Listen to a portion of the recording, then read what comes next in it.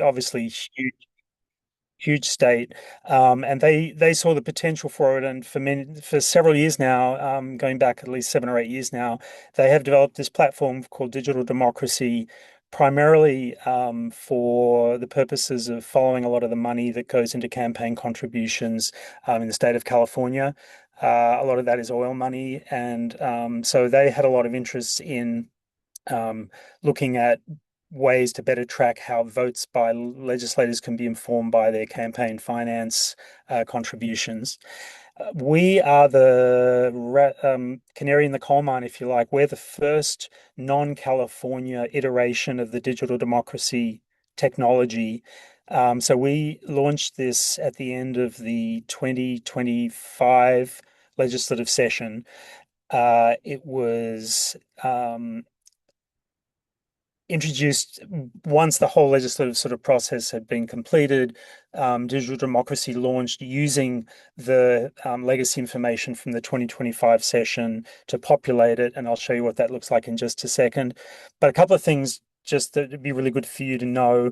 One is the digital democracy website, where essentially it's not something that we own, it's something that is built under contract by this by the Cal Matters development team.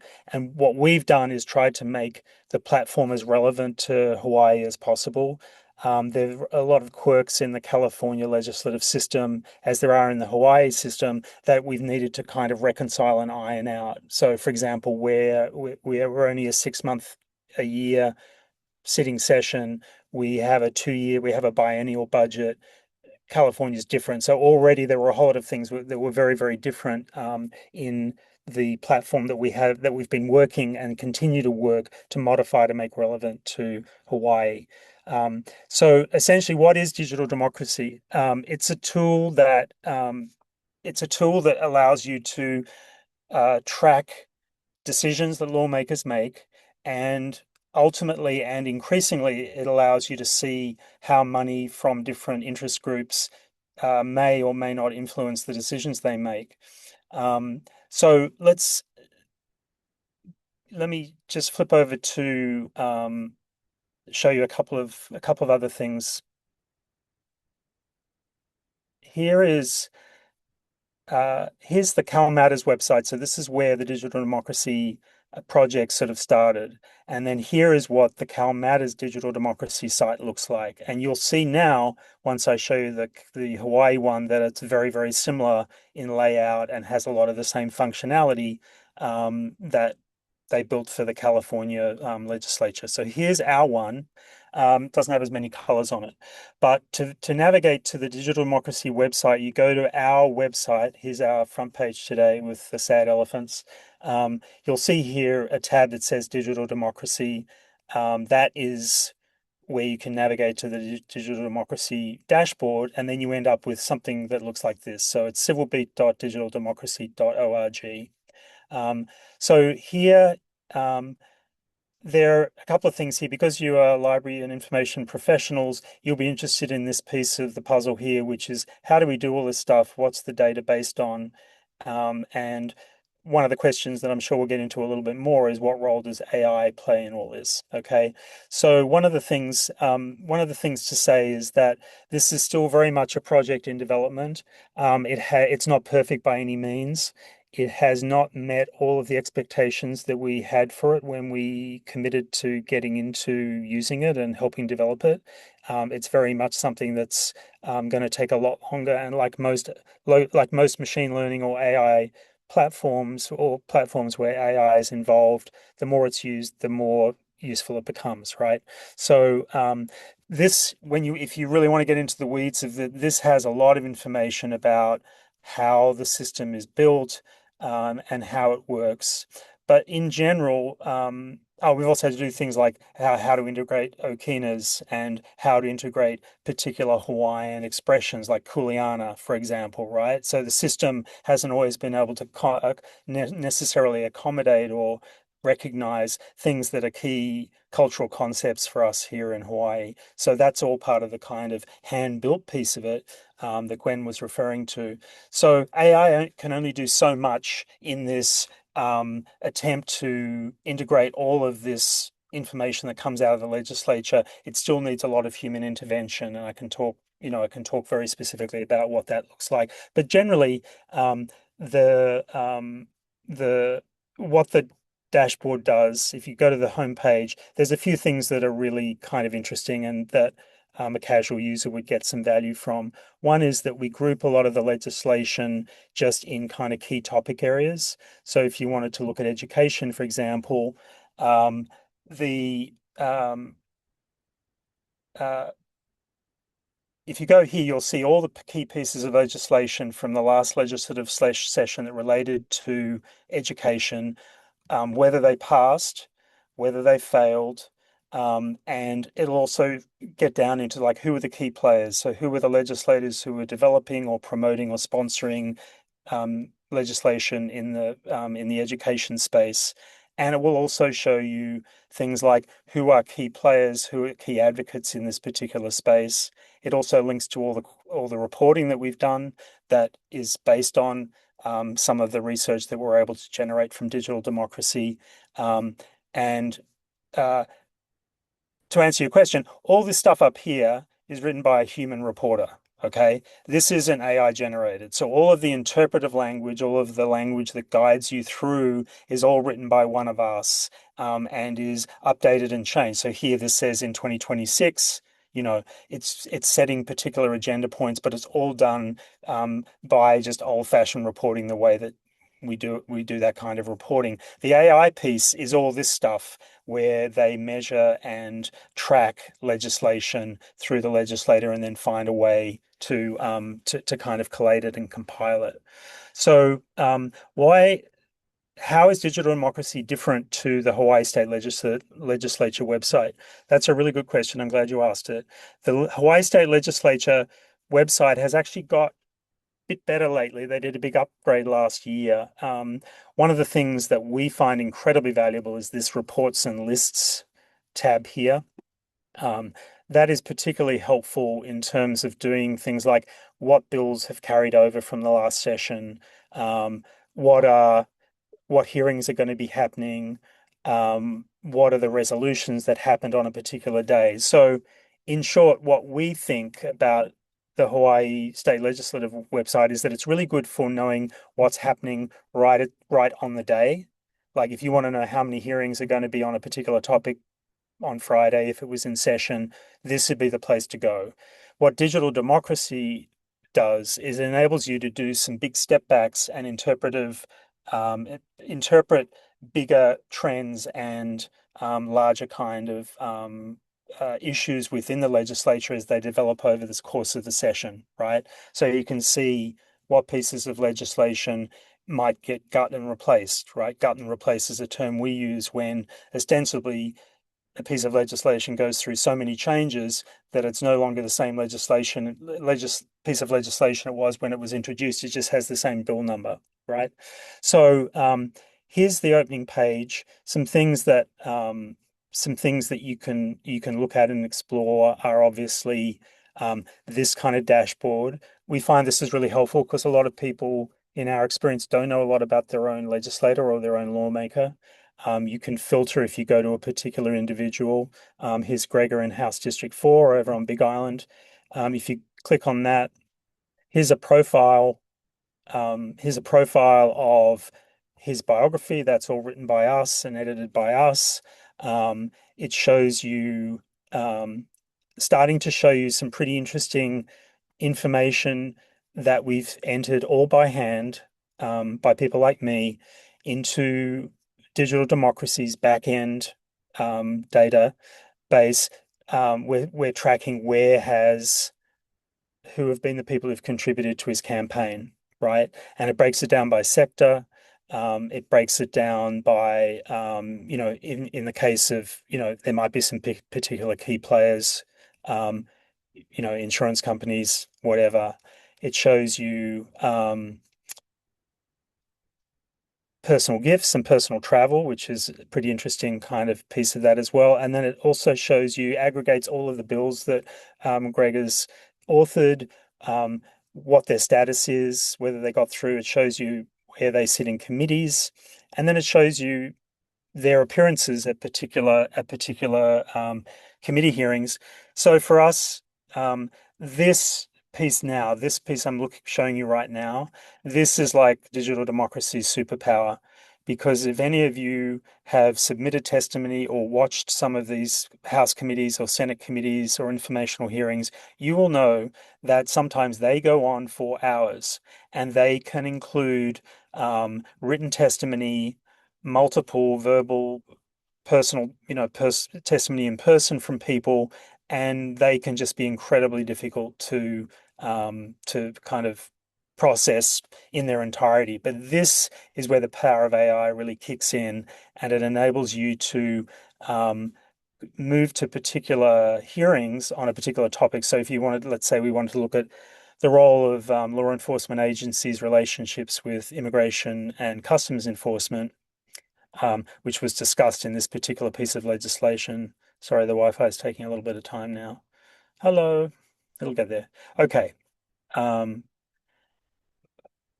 so here is, let me just show you. Yeah. So what I did is click through to this particular thing.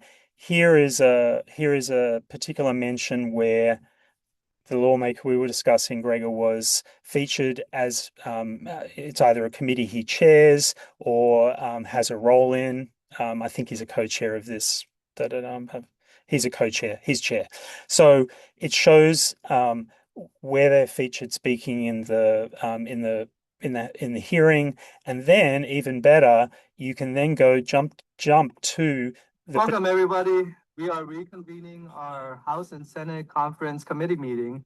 Today is Friday, May 1st, 20. So you're able to then jump to the exact minute in the legislative hearing on the Capitol's YouTube channel to where they're saying what is in the transcript. So if you wanted to pick, say, this piece of comment here, and then you click on that, it then moves. It's all records relating to federal immigration authorities' access to detained individuals. So they've synced up. What they've done is they've created a transcript of the entire hearing, and then they've synced up the transcript to the moment in the video, so you can move back and forward between them. So if you see something in the transcript that you're interested in, let's see, here's this moment here, and you click on it, you'll see that it syncs up to the moment in the. For the House, we need Right. to just It syncs take up the to the moment in the description. transcript. So what's valuable about that for us is that if you are, as a reporter, if you're trying to report on a particular hearing or the progress of a particular piece of legislation, this saves you a huge amount of time because you can go skim through the transcript, look for the key sections that are relevant to what you're working on, and then you can actually go to the video of the hearing and see what's the context around that particular comment. What was actually, and you can also check that it's actually an actual transcription of what they said. If we get errors in the transcripts, we have a team of, they're actually humans on the mainland working at Stanford who actually make corrections. So we often will find corrections, names are misspelled, or there are Hawaiian place names they misspell or whatever. Those get corrected when we detect them, and they're updated in the transcriptive record. You can also download the transcript, which is also a pretty cool feature. The other thing that has started to be introduced, and is going to be, that I'll show you in another feature of this. Let me just go here and quickly show you this, and then I want to move on so you guys can ask questions. If we go to hearings, if we go to bills, sorry. So just backing up, yeah. So when you hear, you can drop down. There's a drop down menu there with obviously access to all of these kind of aggregated or curated topic areas, similar to this interface here. There's also a directory that enables you to navigate through all of these different ways of filtering the digital democracy data. There's your legislator's guide, and then there's information to the key constitutional officers. Let's just go to bills, and I'll just show you something that's if you're looking. Let's look at let's look at bills that passed. So over here, you can just filter by status, right? You can actually just go to bills, ignore bills that got killed because most of them do get killed. Let's just look at this particular one on disabled persons parking. Um, Here, when the session is in progress, the bill will actually be tracked through this tracker here, right? It'll allow you to look at the different versions of the legislation, and it'll allow you to go to look at all of the times it was discussed in a hearing, and it will also allow you to look at the different versions of the text. And here's an interesting one is like, how did the lawmakers vote, right? So you can actually look at the votes in progress. You can see who voted. Here's two people voted against this. It'll show you who voted against it, right? Or did not vote. There's Jarrett, who's one of our congressional candidates for the general election for CD1. Um, and you can also, this is the thing that's become incredibly useful. Now we're also integrating all of the written testimony because in Hawaii, the Hawaii legislature, a ton of testimony is submitted in written form rather than in person. And often there are very, very profound policy positions articulated in this document. And so now we're finding a way to integrate them into the hearing information as well. Um, there's also um, supporters and opponents. This is an interesting one where if you look at a particular topic, remember we're looking at parking for people with disabilities. Here's a way of seeing what position particular organizations might have taken, right? Um, uh, and one more thing I'll show you before we can open it up. That this is very much here's Della, who is now a candidate for the Lieutenant Governor's office. You'll remember. She didn't have a huge, her success as a shepherding her legislation through hasn't been that fabulous here. One pass, 53 fails. So you can see their kind of strike rate in terms of their attempts to get their own legislation through. But this piece here, remember I showed you this information, which was about where they were getting their campaign contributions from. What we're doing now is working on this particular kind of dashboard feature, which shows you how their votes are being influenced by the organizations that provide money for them. So if you enter, the key thing is you have to have a particular entity in mind. It's not just, you have to like be very specific about what entity. So let's just look at the Carpenters Union. Pacific Resource Partnership. Okay, so there you see I put in Pacific Resource Partnership, and our algorithm, the score is better. So essentially, she has a very strong alignment with the Carpenters Union. Okay. Um, if you put in what is the Gwen? What's the library? Is there a library? Hawaii Library Association.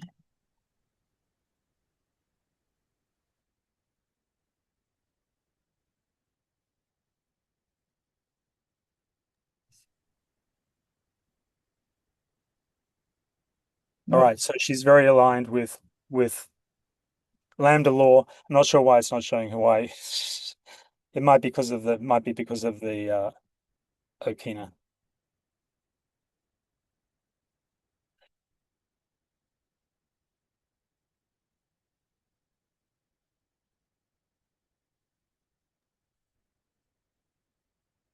So Matthew, this database is pulling from all the different people who, I think you said, donated to the candidates, but it also must include the for and against. Like the Hawaii State Public Library System obviously doesn't donate money to candidates. Right. So no, it's not just financial, it's also policy interest there. So your financial information is this stuff down here. And then this one is much more about a policy. This is much more policy related, so whether the goals and so on align with those particular information. So yeah, obviously, the Hawaii Department of Education doesn't donate to candidates, right? But if you um,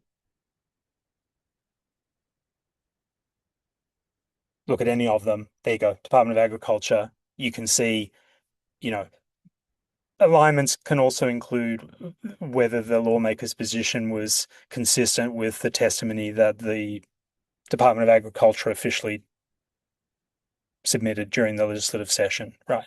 So it's a perfectly good point, which is that it's more broadly about alignment than just financial stuff. Yeah. So let me shut up there for now and see what you guys would like to know or what else you'd like to see on the site. Thank you, Matthew. Are there any questions or anything that people want to see demonstrated?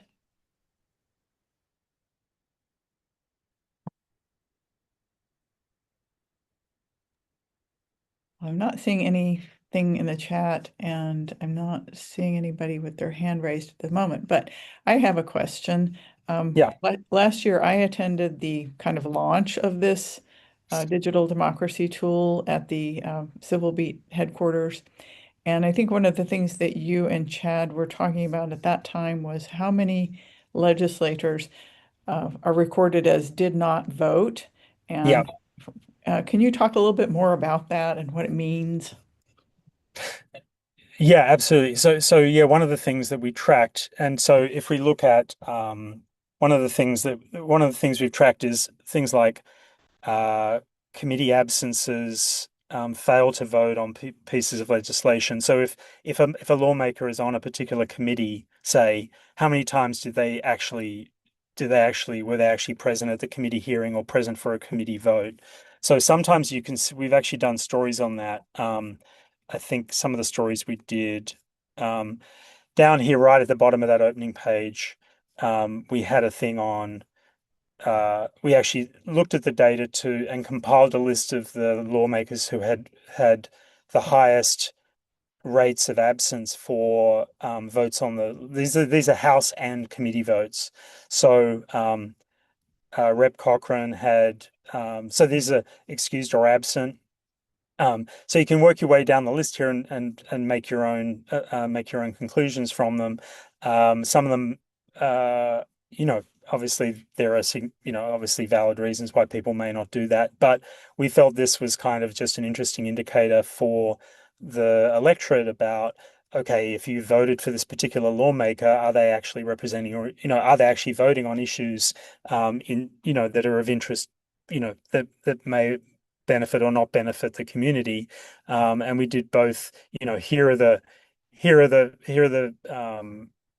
legislators with the lowest count, because we wanted to also acknowledge that there were, you know, uh, Senator Dela Cruz, extremely diligent, Senator Tarnas, are they Rep Tarnas? I mean, so are they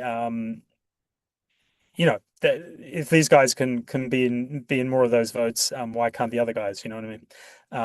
So I mean, yeah. So we also did some other, we also wanted to have a bit of fun with it. We did things that literally, the AI was able to literally calculate the number of words that every single lawmaker uttered in the course of the legislation to see who's actually speaking the most. Obviously, Rep. Tarnas is a chair of the Judicial Committee, Senator Kim, etc. So, these are all little stories that we've generated basically based on the information that we've pulled in with digital democracies, kind of its ability to vacuum up all this information and kind of compile it. Labor money, um, this is an important one, as we know, in Hawaii, because of the power of the Longshoremen's Union and the Pacific, the Carpenters Union and the Electrical Union and so on. So one of the other things we did is looked at, in terms of the alignment piece, looking at lawmakers who um, you know, had closer relationships or support from the labor movement. Um, I think, Dawn, did you have your hand up? Was there some? I thought I saw a hand there from someone. Yeah, I did. And then I put my question in chat. Oh, okay. You could Thanks. just say your question now if you like. I put a couple in there. Oh, But okay. I think there were some questions ahead of me, so I don't want to jump the line. Right. Couple people We'll have a added look. in chat. Do you want to have a look in the chat, Gwen, for me? And Yeah. The first question is actually from Deanna, and she says, can you speak about ways that voting records can be accessed? legislative voting lawmakers' voting records, right? So probably, yeah, if you go to the particular legislator, if we just pick David Alkes here, um,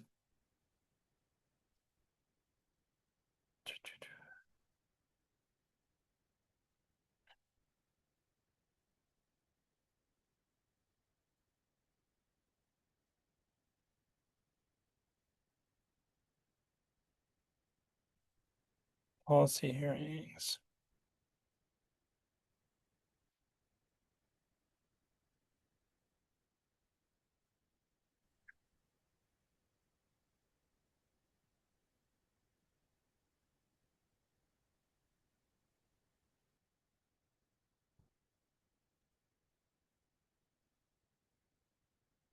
So if you go to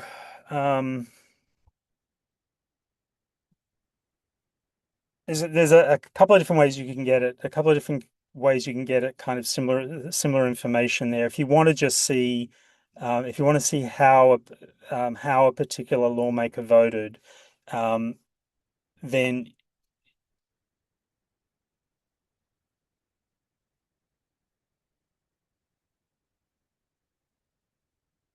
here you can see policy district contact options. So on there.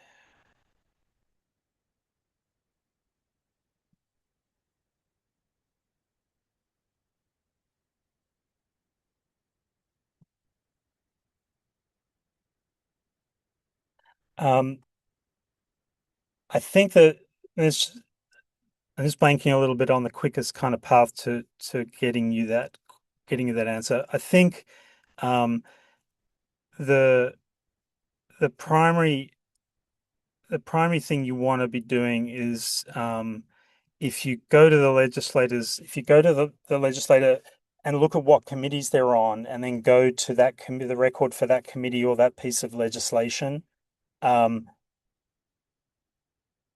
that's probably the quickest way to get to that.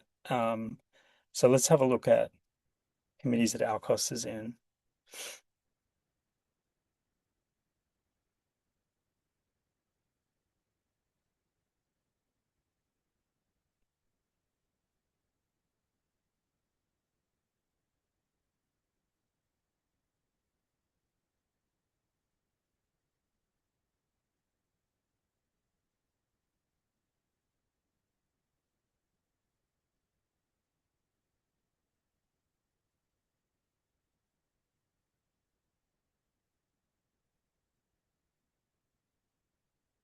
Oh, okay, here we go.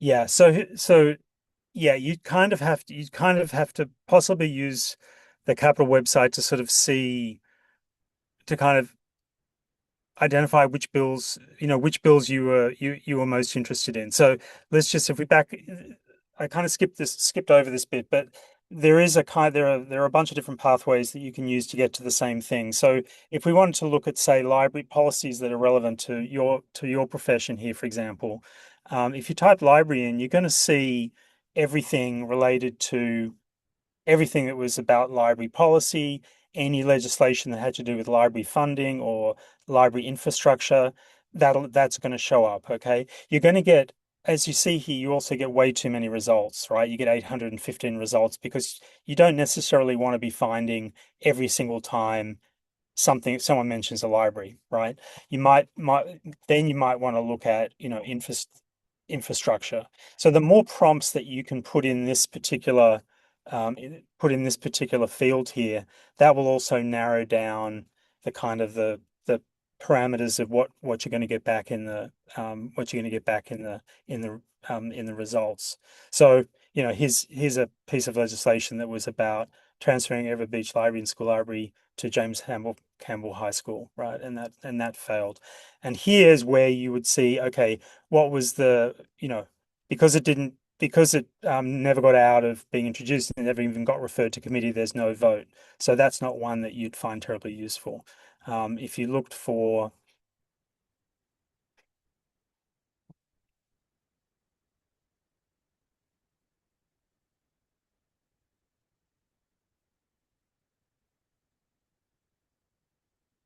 okay, here's one.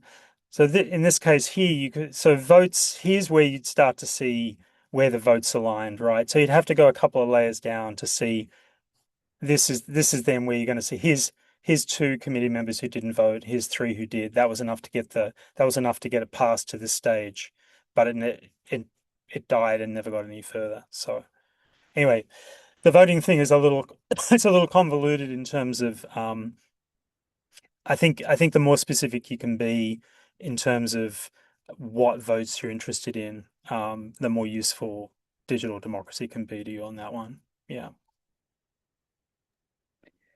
Thanks. Brian asks, how often is the data updated? Every day when the legislation is in session. Yeah. So it is very current.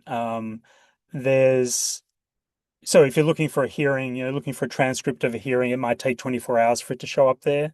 Sometimes it can be faster, but it is when the legislation is in session, it's kind of close to real time, not exactly real time. Yeah. Oh, that's great. Are there future features or updates that you have planned for the platform? Yeah, so absolutely. Yeah. So again, still, very much a work in progress. The other thing is we'd value feedback from people who use it and have their experience. We've had some really good feedback from users who've spent time and said, hey, this doesn't really make sense, or I don't understand how this operates, or have you thought about doing this? And a lot of that feedback's incredibly useful. So I can share the links with Gwen at the end, and to send out to you guys. But there is a digital democracy. We have a specific. I'll just drop it in chat so you guys can see it.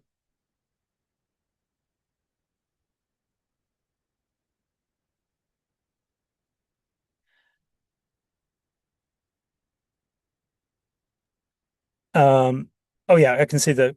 But yeah, so definitely Brian working on that influence, looking at expanding the granular detail of the financial contributions, and then tidying up a lot of the data to do with that alignment meter piece. And then there's some other functions that we've requested to kind of make key pieces of the platform more user friendly sooner. Like essentially, can we get the transcripts faster? Can we get more detail? Like one thing that I don't think it does very well is the analysis of the legislative, like the analysis of the bills is kind of pretty rudimentary and not terribly interesting. And there might be potential for more kind of pointers on that. Dawn saying, can you see analysis only per session? Yeah, you can see it. Yeah, so the alignment.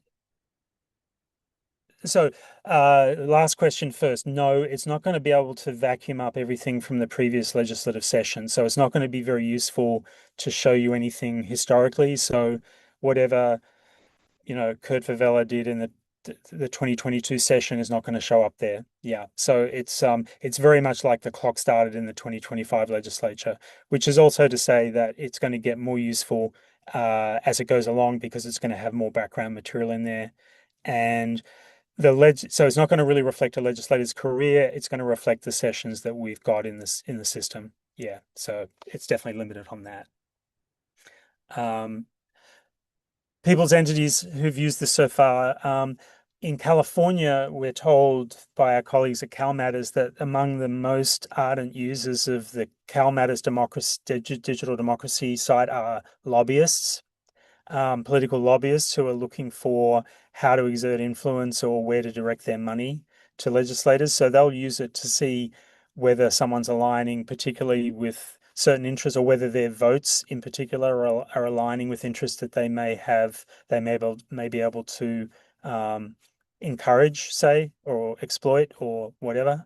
The other people who lawmakers are using it because they take a lot of they're kind of using it as a benchmark of how they're looking in terms of their public perception. So when we did the story of the lawmakers who spoke the least, there was a lot of we got a lot of feedback from people, from lawmakers, sitting lawmakers, asking about how we arrived at the information, and then and then we tried to interview a couple of them, and they didn't say anything. So because of course they wouldn't. Um, Nonprofit, we've had a lot of nonprofit groups, a lot of community advocacy groups, environmental groups, educators, a lot of community advocacy, a lot of people who are building capacity in community are using this to get a better sense of the conversations around particular debates, conversation debates, a lot of the stuff around insurance, the Maui wildfire settlement, health insurance, condo insurance and flood insurance. Those people have been using us a lot, and also we use it. It is a huge tool for us as reporters to be able to look back and drill down on lawmakers through the course of the session. So, as well as serving the public, it's a valuable something valuable for us in house. So there are some things that we can get from the developers in California that aren't front facing, that aren't public facing. We can ask them to pull data in particular ways that are useful for us. And so, for example, a recent request we had was we wanted to see all of the bills that we wanted to look at what were the most supported bills, in other words, that had the most public and written testimony, and did they actually did they actually get passed? So was there a correlation between the amount of public or professional support for a piece of legislation, and did it actually correspond to how its outcome in the vote, right? That's a story that's still coming. But so we were able to pull that material from the back end of digital democracy. That's not something you can immediately see, but it'll be something that'll be on the top 10 or whatever. Diana's asking about the transcripts of the hearing. Yeah. So yeah, the transcripts of the hearing, because they allow you to see I think it just saves you a lot of time, Diana, because if you have like a 4-hour hearing on flood insurance, right? You don't necessarily have the time to sit there and watch every single second of that. But if you have a accurate transcript and also a transcript that links to the footage of the legislative hearing, it can be a pretty powerful tool for you to look for keywords, key phrases, and essentially, if you're trying to do a story for people in a day on what's happening with this vote on flood insurance, the transcripts are a really huge, important part of that. And the fact that the written testimony is now integrated into that as well also allows that to become much more searchable. That is available. It's just something that's on the Capitol website and just not as user friendly. It's learning how to do Olelo Hawaiian better, Brian, mainly because we have been working with the developers to pick it up better and for it to be able to recognize and do better rendering of people who are giving testimony in Olelo and that kind of thing. It doesn't have the capacity. I don't think it can do it. If someone was, I know people have done this, has done their testimony in Olelo, I don't think it has the capacity to transcribe that. We've had to retroactively go to the footage of the hearing and get that transcribed separately. So yeah, definitely a challenge there. The other thing, so yeah, a couple of key things just to wrap up. All the information that's in digital democracy is publicly available elsewhere, right? We're not like going into the back end of the Capitol website and finding stuff that you can't already get. All we're doing is building hopefully a more effective interface between you as members of the public and the information that's in that's available on the Capitol website, and enabling you to process it and access it in different ways that might be more useful for you. That's really it. And please, as the slide there, definitely if you have an experience with it, you have follow-up questions, you want to know more, you need some links to the stuff that I shared here.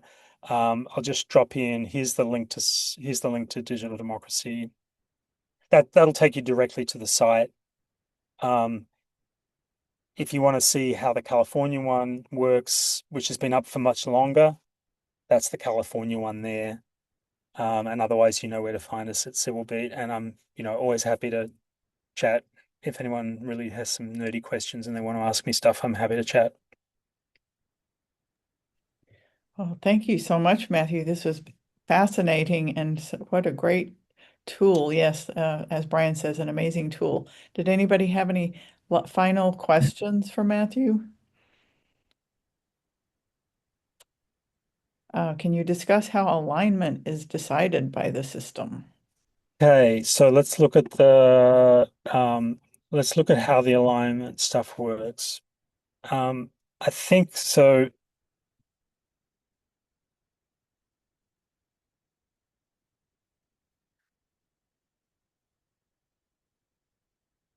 So a lot of the financial information is drawn from Open Secrets. If people know the Open Secrets website, which is that's a public transparency